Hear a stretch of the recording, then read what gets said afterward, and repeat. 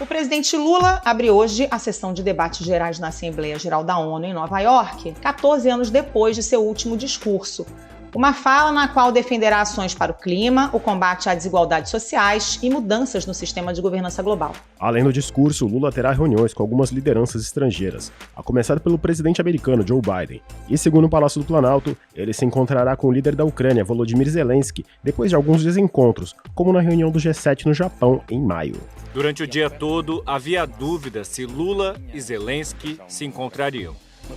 Uma reunião tinha sido pedida pelo ucraniano. O Itamaraty disse que a falta de compatibilidade de horários impediu o encontro. A reunião também será marcada pelas ausências. Em meio à guerra, Vladimir Putin vai mandar o chanceler Sergei Lavrov. O premier britânico Rishi Sunak decidiu permanecer em Londres, supostamente para evitar críticas à sua agenda climática. Já Emmanuel Macron, da França, alegou um excesso de compromissos diplomáticos. O Ao Ponto de hoje fala da reunião anual de líderes na ONU e sobre quais devem ser os principais tópicos de conversas, reuniões e discursos no plenário. Neste episódio, a gente conversa com Flávia Loss, professora de Relações Internacionais da Fundação Escola de Sociologia e Política de São Paulo. Eu sou Carolina Moran. Eu sou o Felipe Barini. O Ao Ponto de 19 de setembro de 2023 começa agora. Vem com a gente!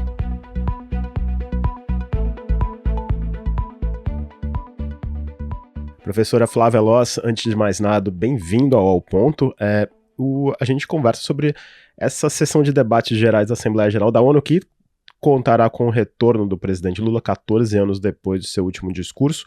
E não é só o Brasil que está diferente, mas o mundo também é diferente, mas algumas questões seguem as mesmas e devem ser destacadas pelo presidente, a começar pela questão climática. A gente pode esperar um Lula reiterando essa vocação do Brasil como líder quando o tema é meio ambiente? Agradeço aí o convite. E, enfim, é muito importante mesmo que a ONU sempre busca discutir os temas mais prementes para a humanidade. Então, com certeza, o que a gente vai ver é o presidente Lula reiterando a vocação do Brasil como líder nessa pauta de meio ambiente. O destaque dessa Assembleia da ONU nesse ano é justamente a cúpula dos Objetivos do Desenvolvimento Sustentável, que são os ODS. Com certeza, o tema mais importante para a humanidade nos próximos anos, até pelas mudanças climáticas que nós já estamos vivenciando. Então, é um assunto de extrema importância, não só para os países desenvolvidos, como em desenvolvimento, para a humanidade no geral, e é justamente o tema central dessas discussões. O Brasil tem um papel muito importante, sempre teve, no desenvolvimento desses regimes internacionais de meio ambiente. É só a gente lembrar da Rio 92, mas outros também que nós participamos, sempre tivemos um papel de destaque e de participação ativa na construção desses regimes, e é importante que isso volte a ser enfatizado. Eu tenho certeza que o governo Lula, dessa vez, vai enfatizar isso também, construir a sua imagem internacional como um país que defende a pauta do meio ambiente e adota medidas práticas para protegê-lo aqui mesmo em solo nacional. Professora, no discurso no G20, quando o Brasil assumiu a presidência rotativa, o Lula disse que um dos seus objetivos seria evitar que questões geopolíticas sequestrassem a agenda de discussões do bloco. Foi um recado, uma mensagem velada a respeito do protagonismo dos debates em torno da guerra na Ucrânia. Esse mesmo tom deve ser repetido agora na ONU? Certamente o presidente Lula vai voltar a bater nessa tecla, insistir nesse ponto, porque, de novo, a gente tem questões climáticas e também de desenvolvimento humano muito prementes, muito importantes e que cresceram depois da pandemia. E o que acontece é que tem uma divisão de opiniões entre os países desenvolvidos e aqueles em desenvolvimento, chamado Sul Global. Enquanto os países em desenvolvimento se preocupam muito com a pauta climática, que obviamente é importante para todos, os países do Sul Global, nós, a Índia, a África do Sul, dizem que são, além dessa pauta, tem outras que se interrelacionam e que precisam ganhar mais palco, mais holofote dentro das discussões da ONU, Assim como o presidente Lula disse na reunião do G20, eu acredito que ele vai voltar com esse tema. E isso não quer dizer que questões mais regionais, como a própria guerra da Ucrânia, não sejam importantes. O que os países do Sul Global tentam colocar na pauta são questões mais gerais e que levam a complexidade e a interação com os temas de meio ambiente também. Por exemplo, a própria fome, né? Entre outros temas como refugiados. Essa crítica dos países do sul global, ela é verdadeira em partes. Quando a gente olha para a ONU, ela faz um papel excelente e imprescindível dentro desses temas, como a própria fome que eu citei, vacinação infantil, tema dos refugiados. O que acontece é que quando tem as reuniões dos líderes mesmo, dos países que fazem parte da ONU, os holofotes da mídia e da imprensa vão para temas mais imediatos. Então dá a impressão que tem um grande desbalanço. E tem outra coisa, os países desenvolvidos dominam um pouco mais, controlam um pouco mais a agenda da ONU, no sentido que eles são os maiores colaboradores financeiros. Então essa crítica é válida em partes, mas tenho certeza que o presidente Lula vai tocar nesse ponto novamente, para que tenha também mais apoio, inclusive financeiro, dos países ricos, para que as metas do desenvolvimento sustentável sejam atingidas. Esse é um esforço de colaboração global que precisa também da parte mais prática, de dinheiro, e para isso vai precisar de mais colaboração entre os países ricos, desenvolvidos, e os países em desenvolvimento do sul global.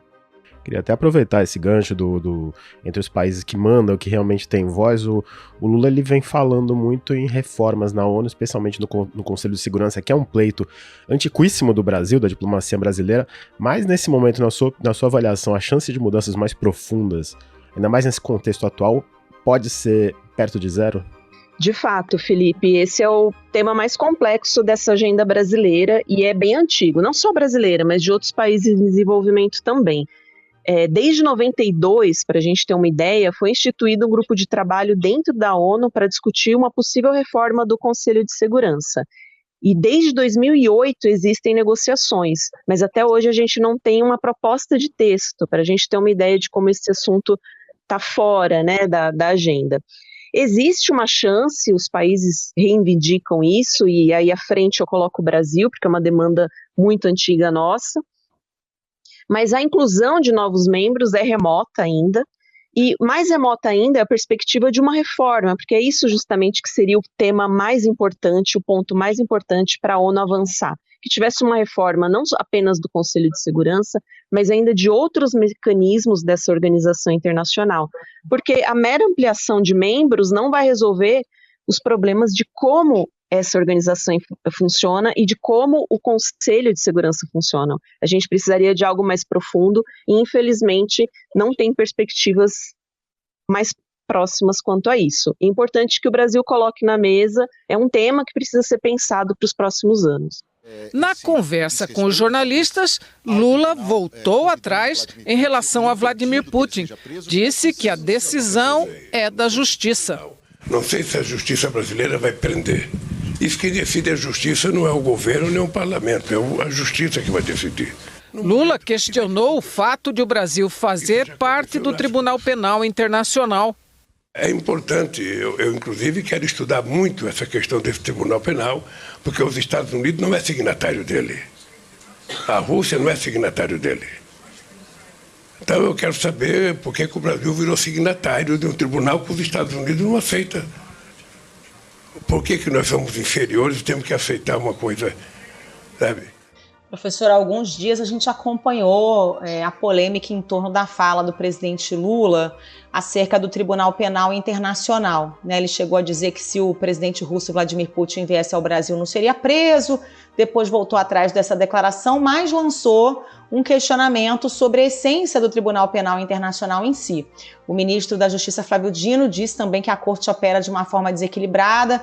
Foram falas aí muito criticadas por especialistas, pessoal que defende os direitos humanos, e aí ficou no ar, né, esse questionamento feito pelo Lula. A gente deve ver uma intensificação dessa discussão sobre os mecanismos de governança internacional daqui para frente, não só no âmbito da ONU?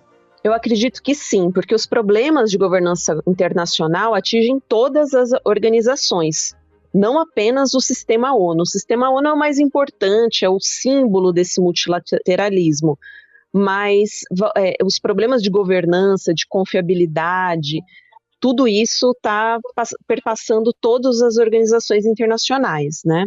E o TPI, o Tribunal Penal Internacional, está passando pelos mesmos desafios e dilemas.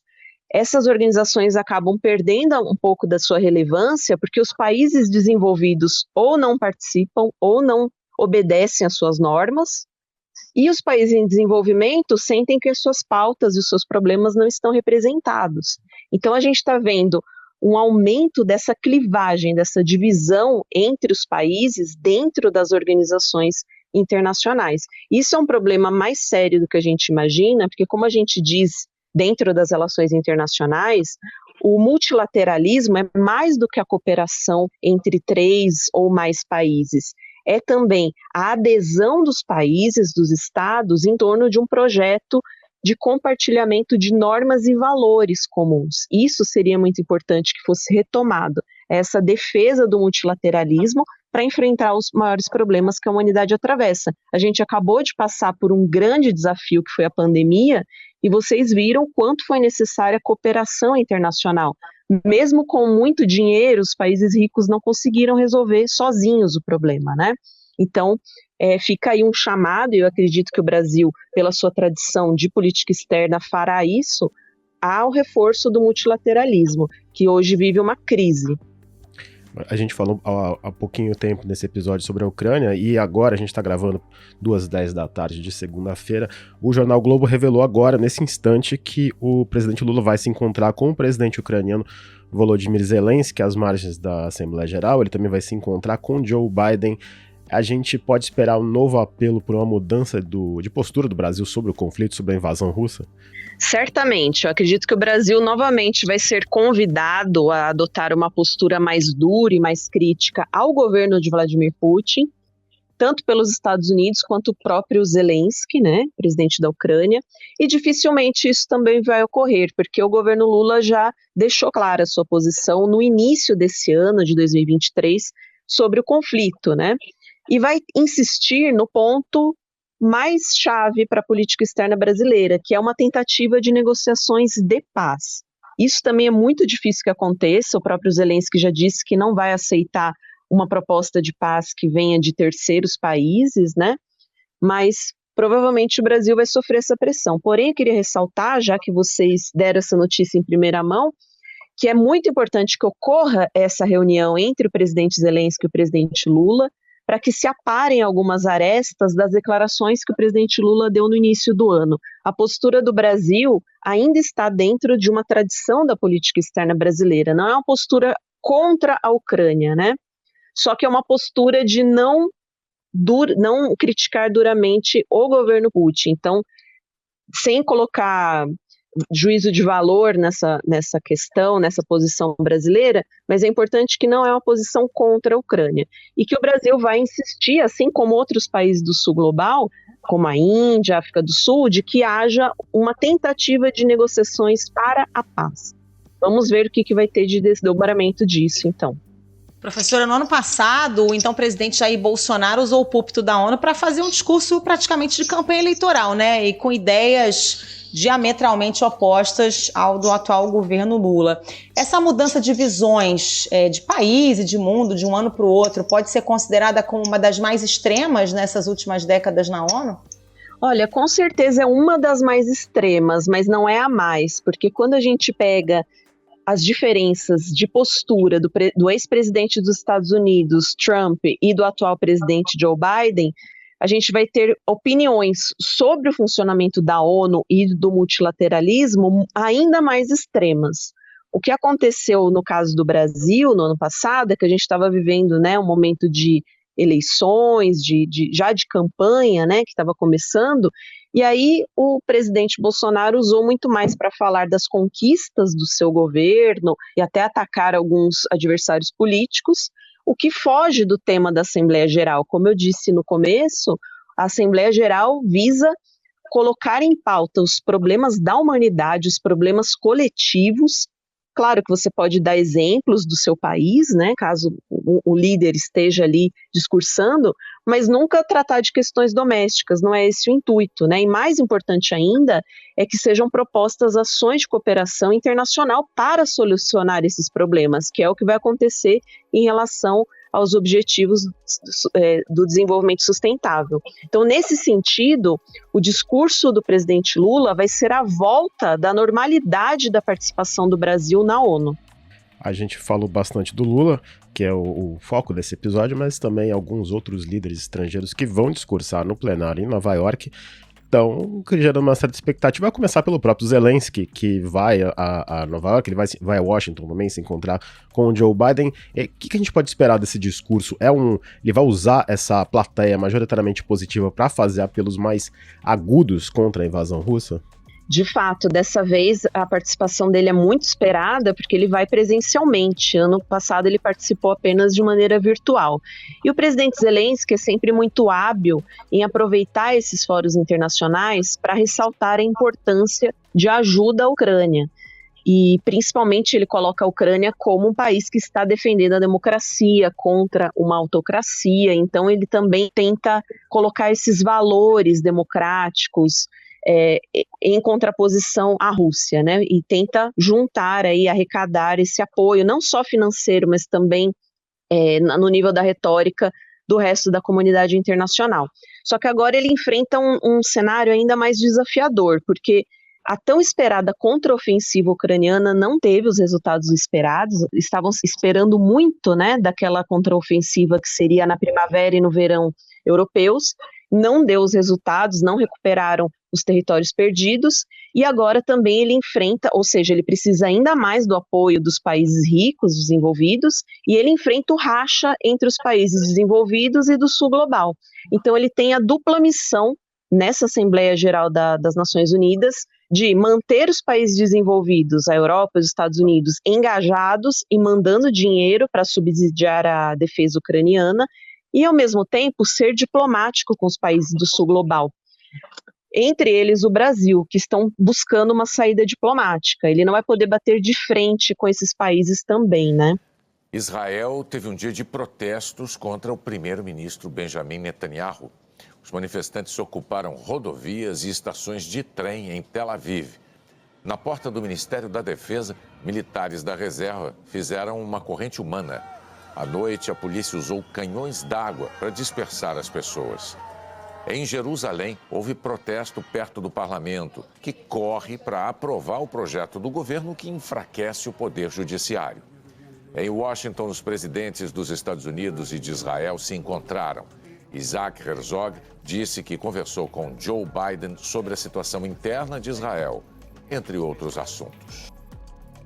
Professora, tem outra presença muito esperada, pelo bem e pelo mal, que é do primeiro-ministro israelense Benjamin Netanyahu, que está no meio de uma reforma do sistema judiciário por lá, que está sendo comparada a uma tentativa de golpe de Estado, né, com protestos nas ruas, enfim. O Joe Biden tentou, mas não conseguiu escapar de uma reunião com Netanyahu, mas o mal-estar entre os dois é mais do que perceptível, né? É muito perceptível, inclusive ele não foi convidado à Casa Branca, né? O que já é uma demonstração diplomática de insatisfação. Mas, de qualquer forma, essa reunião está marcada para a próxima quarta-feira e é uma tentativa de diminuir as diferenças entre os dois. O problema é que o Netanyahu, com essas ações, ele vai de frente, né? Ele vai contra a própria agenda do governo Biden, os valores do governo Biden. Então, é uma situação bem difícil. Ao mesmo tempo, Israel é um aliado muito importante para os Estados Unidos. Essa reunião é imprescindível. Então, o Biden também vai ter que pisar em ovos nessa discussão com o governo de Israel. Ainda mais no perspectiva de um ano eleitoral, Israel é sempre um tema muito importante da política americana, no caso. Mas falando um pouco do Biden mesmo, ele vai ser o único líder de países com assento permanente no Conselho de Segurança a ir presencialmente à reunião da ONU. Esse é um cenário que você considera pontual? Ou ele pode sinalizar uma mudança na percepção que os chefes de Estado veem na importância dos debates gerais na Assembleia da ONU? Olha, eu acho que tem uma mudança de percepção, sim, e infelizmente para pior, né? Porque, veja, o próprio presidente da França disse que por incompatibilidade de agenda não poderá participar, e esse é um problema grande. Claro, tentaram diminuir um pouco a importância, não é vital que esses países estejam para que a reunião aconteça e para que os temas sejam debatidos, mas seria importante em termos simbólicos. É importante que a gente tivesse mais representatividade desses países que possuem assento no Conselho de Segurança da ONU. Então, eu considero um mau sinal no nível do multilateralismo, novamente, como eu disse na outra pergunta. Ou seja, tem menos adesão aos ideais, aos valores da ONU, à própria cooperação internacional. E por isso mesmo que essa reunião é tão importante, para que a ONU retome esses conceitos, retome essa agenda tão importante. E aí os países têm que seguir, né, essas diretrizes, e eu espero que isso aumente nos próximos anos e não diminua, como a gente viu. A última década foi um dos pontos mais baixos, assim, em termos de adesão ao multilateralismo. A gente viveu um momento muito difícil no cenário internacional. E eu espero que, por iniciativa até dos países do sul global, com a participação do Brasil, da Índia, a gente consiga retomar essas agendas tão importantes, né?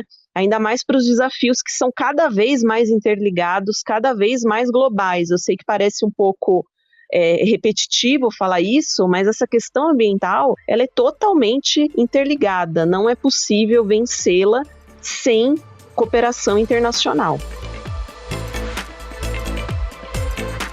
Professora Flávia Loz, muito obrigada pela participação. Bom trabalho para a senhora. As portas do Ao Ponto estão sempre abertas para você e volte sempre. Muito obrigada.